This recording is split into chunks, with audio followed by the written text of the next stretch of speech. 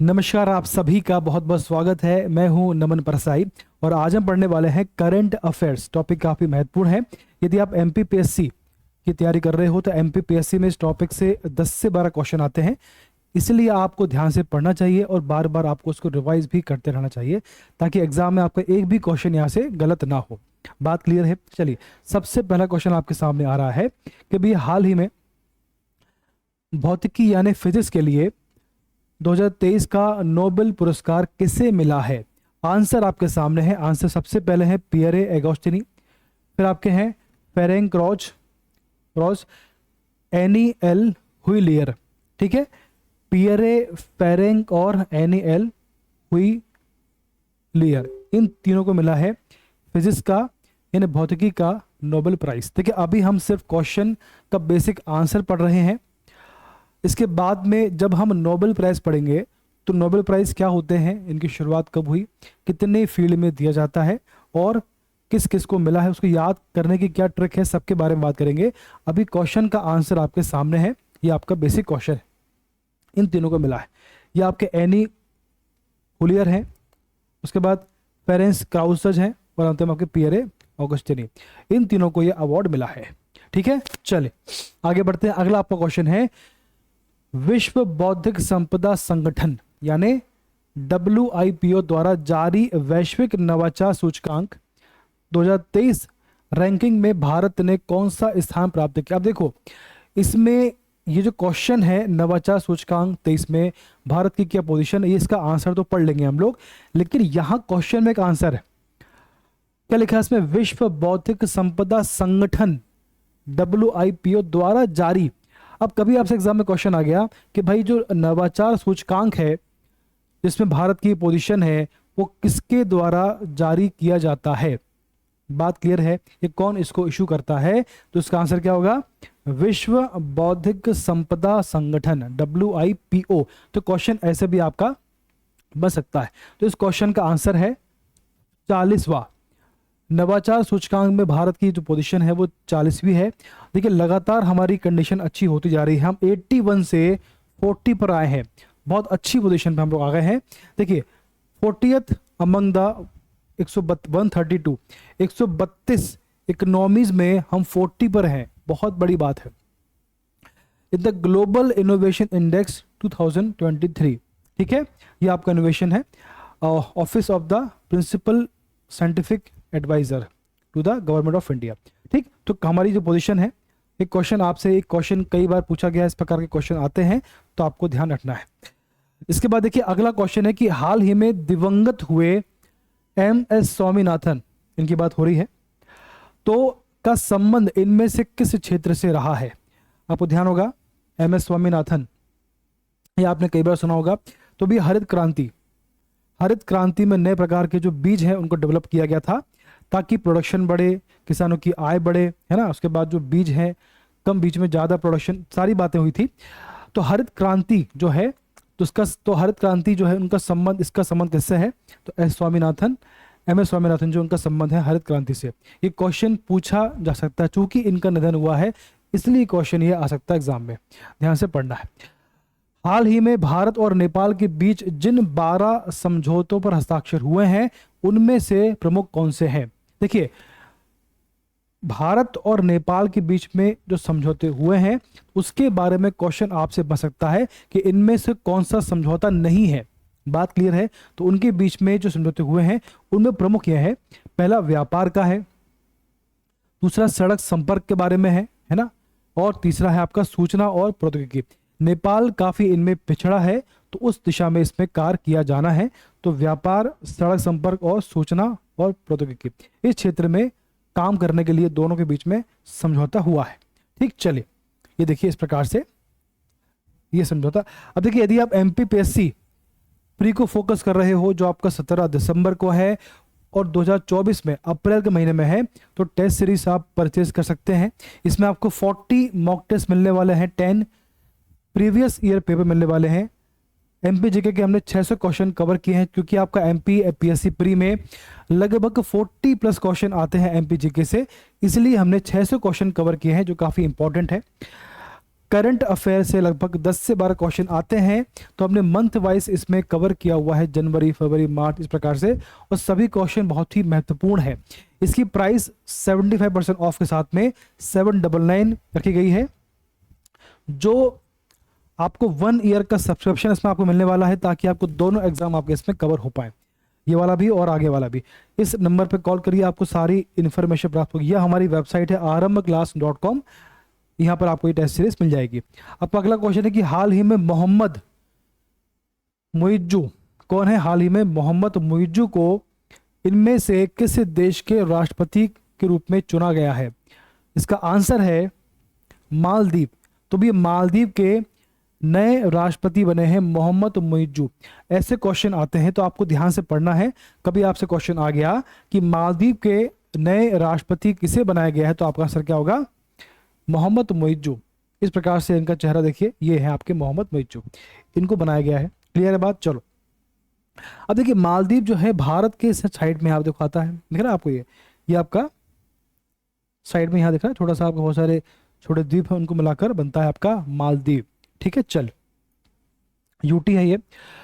विश्व शाकाहारी दिवस WVD वर्ल्ड वेजिटेरियन डे 2023 दुनिया भर में कब मनाया जाता है? इसका आंसर है भैया 1 अक्टूबर। इस समय पूरे वर्ल्ड में एक हवा चली है,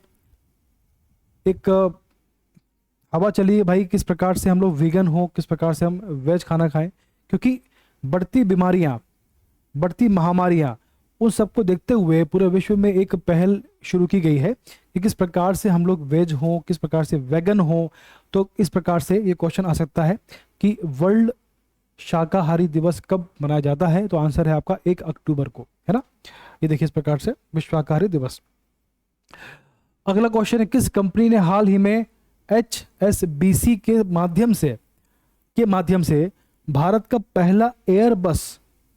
पहला क्या है? एयरबस A350-900 विमान हासिल किया है।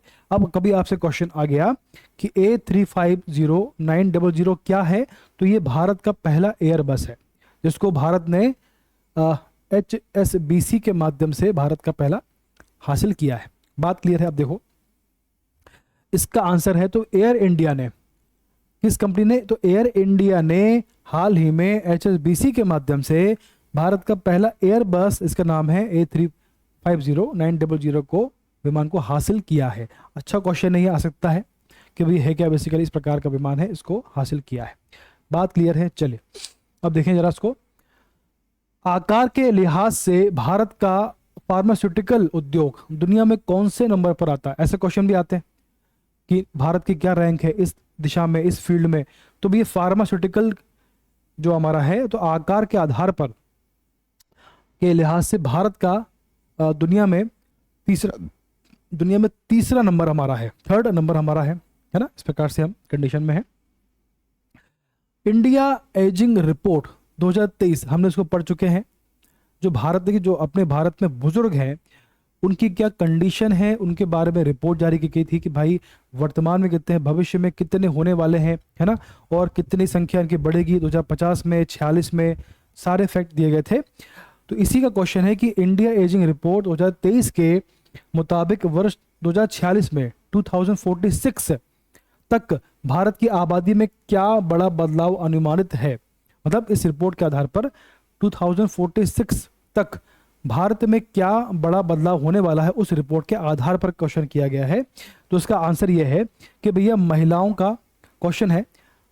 पहला ऑप्शन है कि महिलाओं का अनुपात बढ़ जाएगा, सर्वाधिक आबादी युवा की होगी, कोई बदलाव नहीं आएगा। चौथा ऑप्शन है कि बुजुर्गों की आबादी बच्चे मतलब जिनकी उम्र 0 से 15 वर्ष की है। ठीक, तो बुजुर्गों की आबादी बच्चों से अधिक हो जाएगी। इसका आंसर है डी इसका सही आंसर है। उसमें रिपोर्ट में साफ साफ कहा गया है कि 2046 के आसपास तक जो भारत में बुजुर्ग होंगे वो बच्चों से, जिनकी उम्र 0 से 15 है, तो जो बुजुर्ग होंगे वो बच्चों से, मतलब बुजुर्गों की आबादी बच्चों की आबादी से ज़्यादा होने वाली है 2046 तक, ऐसा अनुमान लगाया गया है उस रिपोर्ट के आधार पर। ठीक है, चलिए अब अगला क्वेश्चन आपके सामने है कि गाजा पट्टी कहाँ स्थित है। अभी इस पर वीडियो हमारा आ चुका है, अभी हमने लॉन्च कर दिया है, कल लॉन्च किया है, आज ये आपका वीडियो आया है करंट अफेयर का। तो उसमें देखें आप, गाजा मैंने पूरा समझाया उसमें कि गाजा पट्टी क्या है ना। देखिए बेसिकली ये आपका इजराइल है, यहाँ पर इजिप्ट मिस्र है, यहाँ पर आपका भूमध्य सागर है, देख पा रहे हैं आप। तो इजराइल और मिस्र के बीच में यहाँ पर एक फिलिस्तीनी, मतलब फिलिस्तीन का क्षेत्र है, आपको बेसिकली फिलिस्तीन ही है। तो फिलिस्तीन का क्षेत्र है जिसको बोलते हैं गाजा पट्टी, क्या बोलते हैं, गाजा स्ट्रिप या गाजा पट्टी, इसको कहा जाता है। बात क्लियर है। तो वर्तमान में चर्चा में क्यों हुई है, देखिए इसमें बेसिकली क्या है कि जो आपका ये गाजा पट्टी है ये फिलिस्तीन का पार्ट है। ठीक है, तो यहाँ पर एक हमास नाम का आतंकी संगठन जो है, हमास नाम का आतंकी संगठन जो है यहाँ पर शासन करता है, जो कि इजराइल के खिलाफ है। इजराइल को समाप्त करना ही उसका अंतिम उद्देश्य है। तो हमास ने इजराइल पर 6 अक्टूबर को अटैक किया है। उसके बाद से इजराइल ने जवाबी कार्रवाई में गाजा पट्टी पर अटैक किया है और उसके बाद से दोनों के मध्य में युद्ध आरंभ हो चुका है। तो रूस और यूक्रेन के बाद में सेकंड युद्ध है जो इतने बड़े पैमाने पर शुरू हुआ है। अब इसका अंत कैसे होगा, कब होगा, इसको बोलना कठिन है, क्योंकि देखिए जो आपका इजराइल है इसके साथ में फ्रांस है, यूएसए है, इंडिया है आपका, उसके बाद फ्रांस है, ब्रिटेन है, ये सारे देश इसके साथ खड़े हैं। और वहीं आपका जो आपका फिलिस्तीन है जिसने अटैक किया है उसके साथ में ईरान है, और बाकी जो मुस्लिम देश हैं वो भी इसके साथ आने की संभावना है। रशिया की बात करें, रशिया इस समय न्यूट्रल है, सऊदी अरब इस समय न्यूट्रल है, दोनों को शांत करने की बात कर रहा है। लेकिन सऊदी अरब जो है और रशिया जो है वो भी शायद इजराइल के सपोर्ट में आ सकता है। तो अगर ऐसा होता है तो हमास को दबाने में आसानी होगी। अगर ऐसा नहीं हुआ तो हमास अगर बड़ा संगठन बन गया तो वर्ल्ड में भी जो बाकी मुस्लिम संगठन उनको भी बढ़ावा मिलेगा और भविष्य में बड़ी घटना घटने की संभावना बढ़ जाएगी इस प्रकार से। ठीक है, तो आपका क्वेश्चन क्या था कि गाजा पट्टी कहाँ पर है। तो गाजा पट्टी कहाँ के देखें तो गाजा पट्टी बेसिकली आपका इजराइल और इजिप्ट के मध्य में है। और आपको जो इजराइल इजिप्ट कहाँ पर है तो बेसिकली जो आपका साउथ वेस्ट जो आपका एशिया है, तो साउथ वेस्ट एशिया की बात हो रही है या वेस्ट एशिया की बात हो रही है। जो आपका ये क्षेत्र है ये आपका बेसिकली वेस्ट एशिया का पार्ट है। तो वेस्ट एशिया में आपका इजराइल वगैरह आता है, इजराइल और आपको जो इजिप्ट मिस्र आता है उसी क्षेत्र की बात हो रही है। बात क्लियर है। चलिए इतना पर्याप्त है आज के लिए, हमने काफ़ी टॉपिक कवर किए हैं।